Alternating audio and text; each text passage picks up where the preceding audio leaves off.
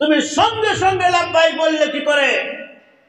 বলে ইয়া রাসূলুল্লাহ, আমি জানি যে আপনি সকাল থেকে বেরিয়ে গেছেন ইসলামের জন্য, দ্বীনের জন্য। কোন জায়গায় আপনাকে পাথর মেরেছে, কোন জায়গায় মানুষরা অত্যাচার করেছে, আপনার ক্লান্ত অবস্থায় রাত্রে যখন ফিরছেন অনেক সময় আপনার পায়ে কাটা ফুটে গেছে। ক্লান্ত অবস্থায় এসে আপনি দরজার কাছে আমাকে বারবার করে ডাকবেন। আমি যদি ঘুমিয়ে থাকি তাহলে আপনার দাঁড়িয়ে কষ্ট হবে। আমি দরজার সামনে পিঠ লাগিয়ে আমি অপেক্ষা করি আপনার জন্য। যত রাত হোক, যতক্ষণ আপনি না ফিরছেন ততক্ষণ পর্যন্ত আমি ওই দরজায় পিঠ লাগিয়ে দাঁড়িয়ে থাকি। সেই খাদিজা এত মোহাব্বতের বিবি, জীবনে কোনোদিন কিছু চাইনি। আল্লাহর নবীজির কোলে মাথা দিয়ে অসুস্থ অবস্থায় মারা যাবার কাছাকাছি খাদিজার চোখ দিকে পানি গড়াচ্ছে, রাসূলুল্লাহ কপালে হাত বুলাচ্ছে। খাদিজা, তোমার খুব কষ্ট হচ্ছে। আমরা যখন মরি, আমার যখন বিবি মরবে, ধরে নাও লাতিপুতিরা এলো অনেক দূর থেকে, আমি কাঁদালে বসে বসে বিড়ি কাটছি, লাতিরা এসে বলছে নানা নানি কেমন আছে? বলছে সালারে মনে হচ্ছে তোর নানি আর বাঁচবে না, তোর নানি আর বাঁচবে না।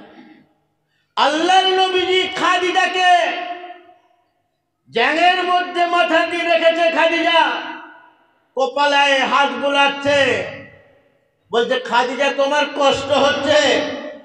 বলছে ইয়া রাসূলুল্লাহ, আমার কিছু কষ্ট হয়নি, তবে একটা কষ্ট হচ্ছে, আমার কবরে আমি কি করে থাকবো? আমি মুনকির নাকিরের প্রশ্নকে আমি উত্তর দেবো কি করে? এই ভয়টাই আমার লাগছে প্রচুর। তবে ইয়া রাসূলুল্লাহ, আপনার কাছে আমি কিছু চাইনি, জীবনে যতদিন আপনার সঙ্গে ছিলাম, তবে আজকে একটা জিনিস আপনার কাছে চাচ্ছি। বলে খাদিজা বলো তুমি কি চাচ্ছ বলো। বলে ইয়া রাসূলুল্লাহ, আপনি যেই পোশাকটা, যেই জামাটা, যেই পিরহানটা আপনি পরে ওই গুহার মধ্যে গিয়েছিলেন, আর সেই গুহাতে প্রথম ওহী নাজিল হয়েছিল, কোরআনের আয়াত নাজিল হয়েছিল, জিবরিল আমিন যে কোরআনকে নিয়ে এসেছিল, সে আল্লাহর কালাম যখন আপনার উপরে অবতীর্ণ হচ্ছিল, আপনার শরীরে যেই জামাটা আপনি পরন্ত অবস্থায় ছিলেন, সেই জামাটা যতদিন ভালো ছিল আপনাকে আমি ধুয়ে দিয়ে পরিষ্কার করে দিতাম, আপনি করতেন। যখন সেই জামাটার পরার মতন ছিল নি, তাকে খেজুর পাতা দিয়ে বিভিন্ন জায়গায় আমি সেলাই করে রেখেছি, আর পরা যাবেনি সেই জামাটা, আমি তাকে গচ্ছিত করে রেখেছি। সেই জামাটাকে আমি এই জন্য রেখেছি, ইয়া রাসূলুল্লাহ, আপনি আমার মৃত্যুর পরে ওই কোরআন যে শব্দটা শুনেছিল ওই জামা পরা অবস্থায়, সেই জামাটাকে আমার কাফনের জায়গায় দিবেন। হয়তো আল্লাহ পাক আপনার ওই মুবারক শরীরে যেই কাপড়টা ছিল, সেই কাপড়টার ওসিলা করে আল্লাহ হয়তো আমার কবরের আযাবকে মাগফিরাত করে দিতে পারেন। এবারে আল্লাহ রসুলের চোখ দিকে পানি টপ টপ করে পড়ছে। হাইরে আমার খাদিজা! যখন খাদিজার ইন্তেকাল হয়ে গেল, আল্লাহর নবীজির কাছে সেই পুরাতন জামাটা রয়েছে।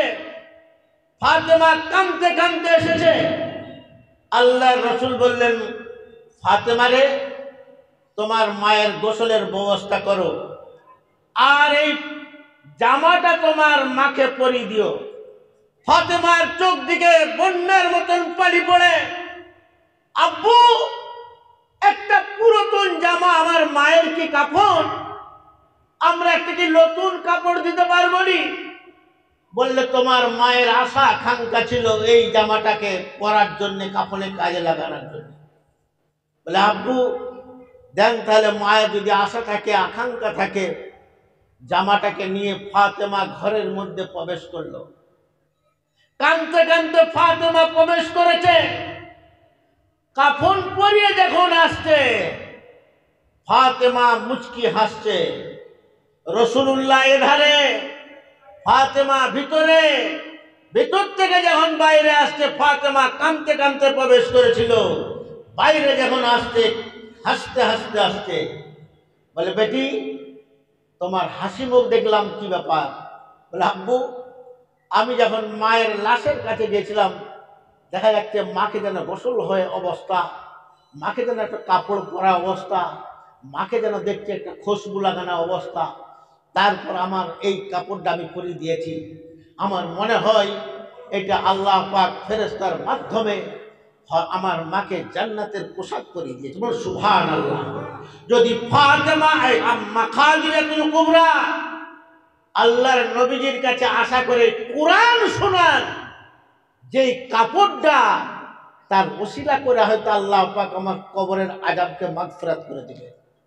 এবারে যখন খাদিজাকে কবরের মধ্যে রাখা হয়েছে, ইমাম সাহেব, হ্যাঁ আমার টাইম হয়ে গেছে, বয়স্ক মানুষ, শরীর খারাপ, আমার অতিরিক্ত শরীর খারাপ।